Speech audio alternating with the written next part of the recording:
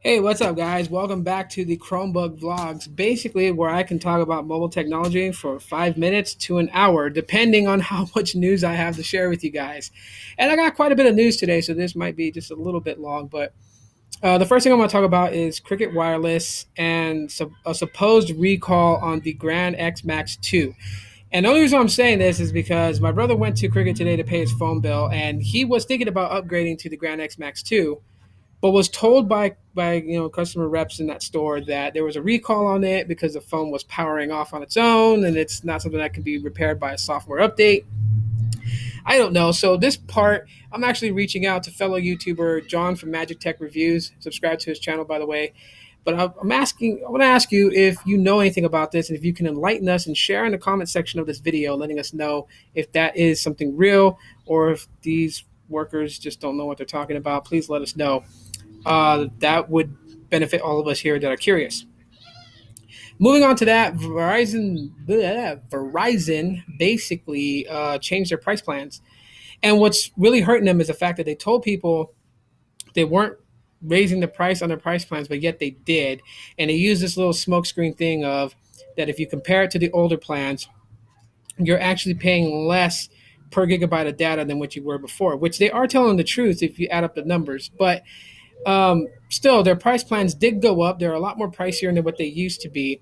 And it was a total fail on Twitter when Verizon decided to use hashtag I got Verizon, because a lot of Verizon customers use that hashtag only to convey their disappointment in Verizon, to let them know how they felt about it, which was actually a step backwards in what Verizon thought was going to happen. Um, and of course, T-Mobile John Ledger basically went on to say that he was happy about Verizon changing their price plans and doing that because it's going to push a lot of Verizon customers into T-Mobile doors. Go figure, John, to actually stick it to him. And not so far behind John is CEO Marcelo from Sprint, who used the hashtag switch to Sprint to convey the same message. One of the things that you do get with the new Verizon price plan is the fact that you do get rollover data, which is something that is similar to rollover minutes that Singular Wireless back in the day before they changed back to AT&T.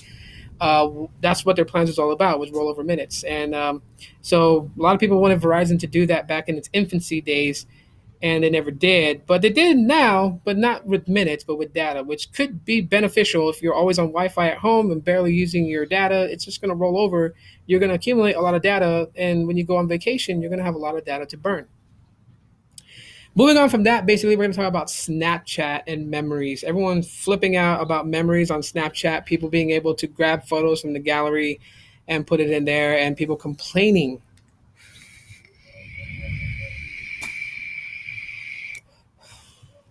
Here's the thing, a lot of people have Google search how to get pictures and videos from their gallery onto their Snapchat stories. And there was all these quirky workaround methods, including putting your phone in airplane mode and all this other stuff just to get it on there. And it was just so like, wow, so cumbersome to do it that way.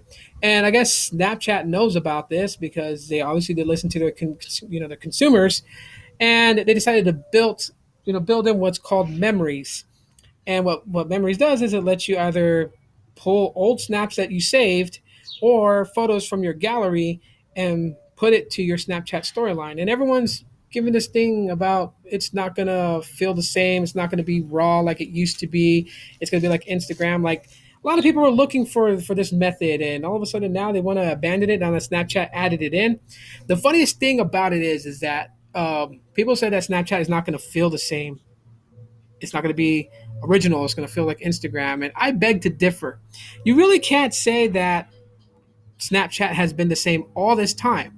If you look at Snapchat in its infancy stage, it was all about sharing a photo called a snap to all your friends that they could only view for 10 seconds and replay only one more time, and then it was gone from their view forever.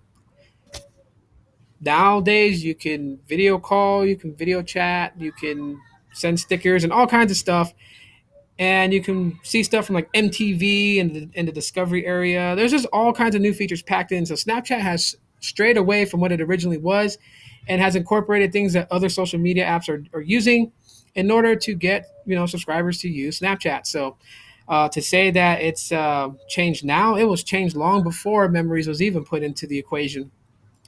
Just saying, speaking out loud. Also, let's talk about Pokemon Go, the game that is just blowing up everywhere. I'm seeing this all over Facebook. Friends of mine are using it. They're posting pictures of Pokemon they find in the real world. And some people have asked, why is there this warning about it being dangerous? Well, you have to move to use the game. That's the quintessential thing about Pokemon Go, and obviously the word "go" is emphasized there because you have to walk around in your real world to actually play this game.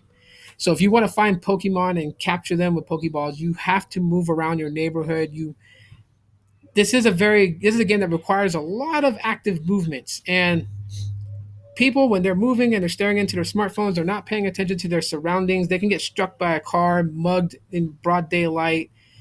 All kind of things could happen. So, I mean, they try to tell people be aware of your surroundings as you're playing the game. That's all it is.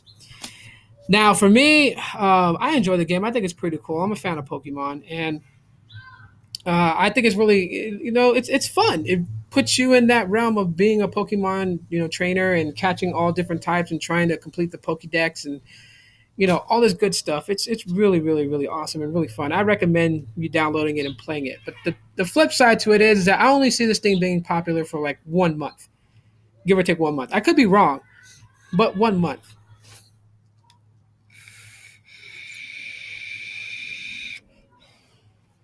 And why do I think it's only going to be around for like 1 month and then it's going to kind of mellow out?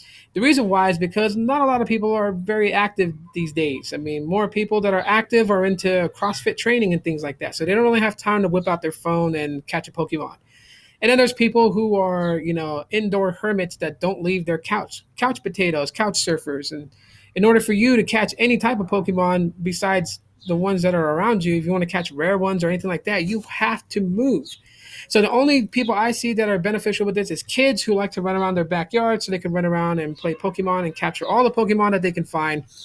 And Uber drivers and Lyft drivers will have a fun time playing this game when they have some downtime because they drive around a lot so they can go to different areas of their city and find rare different types of Pokemon in all these other different areas. So yeah, I want to end this by reading out a comment. I'm going to start doing these on the Chromebook vlogs. I'm going to pick a comment from somebody and I'm going to read it out loud and share it with you guys. So this one is from Diane Steffens, and she's going to talk about the Stylo 2 Plus.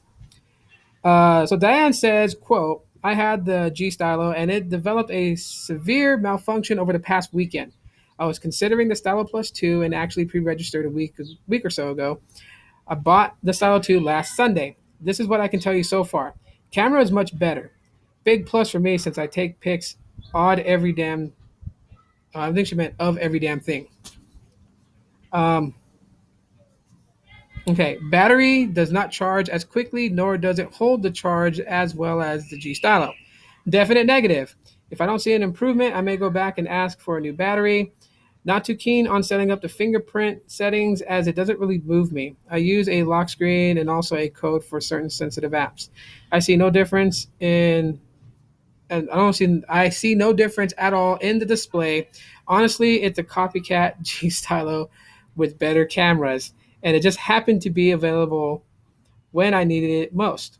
If not, I would have just got another G Stylo because I love LG phones. They do everything a Samsung does at a fraction of the cost. Thank you for sharing that with us and giving us some insight on your thoughts and opinions about the Stylo 2 Plus. It's very beneficial for everyone out there who's thinking about picking up this device from Metro PCS. So, again, Diane, thank you for leaving that review. Will help a lot of people out there in deciding whether they should pick up that phone or not. So that's it for the Chromebook vlogs. I hope you guys enjoyed it. And if you guys did, drop me a like to let me know if you guys like these types of videos I'm doing every now and then. Subscribe if you have not. And yeah, you guys will see me in the next one. Later, guys.